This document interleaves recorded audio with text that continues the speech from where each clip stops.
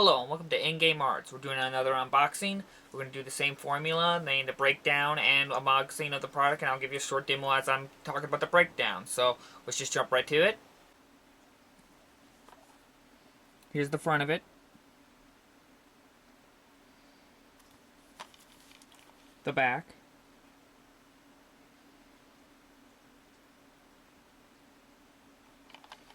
The side.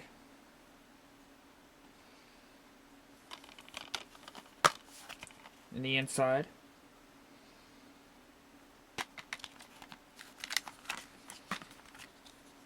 The book.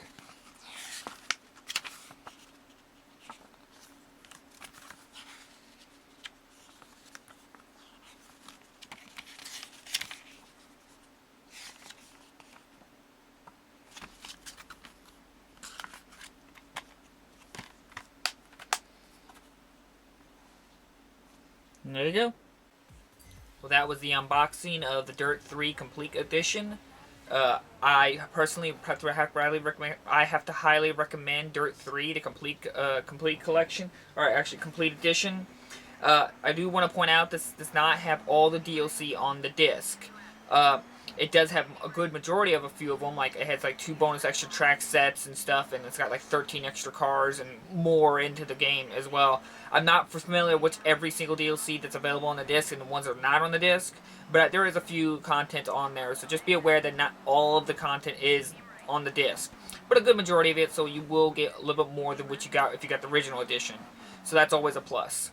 I want to be clear that this copy is starting to become kind of hard to find, so if you can find yourself a copy, pick yourself a copy up, because it's really starting to become quite, not super rare, but it's showing signs of becoming quite rare. Because the one copy you see I got here was used.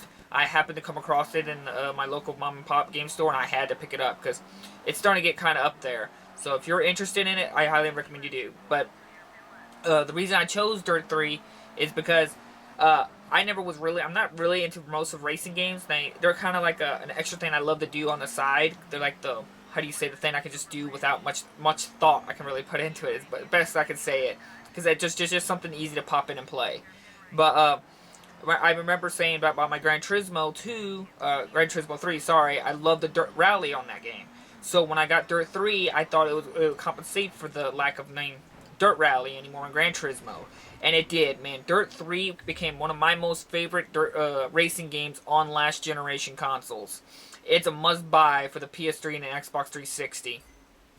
Basically, it has like a rally where you start with one end and you got to go to the other end of the track, and you got to do the best time you can, and you try to not mess up, and you try to get the best time compared to everyone else. It's not about passing your opponent; it's about making a better clock time. So even if you do pass them, if you're still wrecking, and even though you're ahead of them, you still got a worse clock time. But then you have your regular racing. We just trying to do a rally car racing, like it's an X Games kind of thing, where you just basically do a circuit race, and just when you're in first, you're in first. And then there's another thing called the Githyanki, which I think I'm pronouncing that right. If I'm not, then I'm sorry. Basically, it's like a professional stunt tournament kind of thing, where you do circuit races, and you try to do hit targets and try to jump over ramps and do donuts and stuff and get points and rack up points.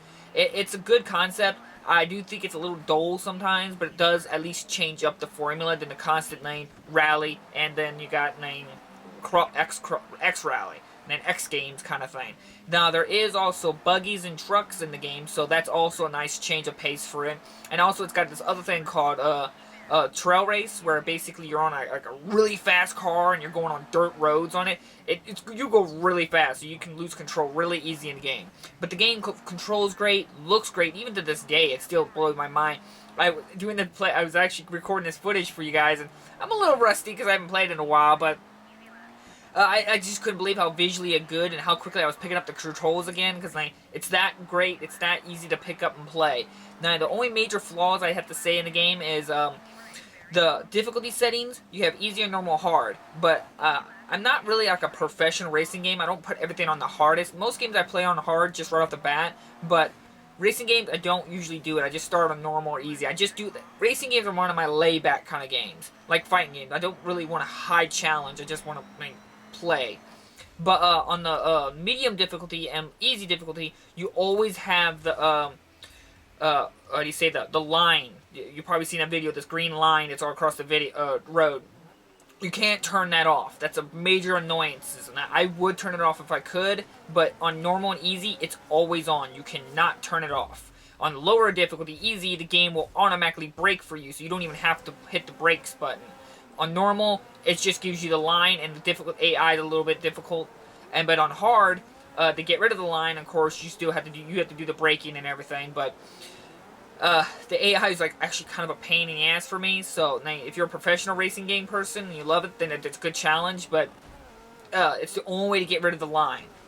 I just thought that was a really big flaw in the game, to get rid of that function where you cannot change it on or off. Other than that, you have a rewind feature in the game where you can rewind. Like if you mess up, and you don't have to like hit the restart race and everything. You can just hit the rewind button and rewind until you weren't wrecked. So you can like compensate for your mess up, so you don't have to start the race all over again. This has become a function I think all racing games should have by now, because we all have to admit, when you play a racing game and you mess up once, you pretty much know you're screwed. Then you just have to restart the entire race all over again. There's very few times that you can recover yourself. But this rewind feature allows you to rewind it and then have to just correct yourself and then not make a mistake again. It allows the flow of the game better, and you don't get frustrated and have to restart unless you're always messing up. Other than that, there's also a free race roam around, level play around, where if you don't want to race and you don't want to do the Gith Yankee, you can just drive around and just doing like barrel rolls and stuff like that with no point counter, no nothing. It's just like this playground. It's like some harbor area with lots of stunts and stuff like that, and just driving around if you just want to do that. There is no car customization in the game whatsoever. You just pre-select cars that they have, and their paint jobs and their like brand. I usually pick the slime one because it's the green one. I'm always green. It's just my color.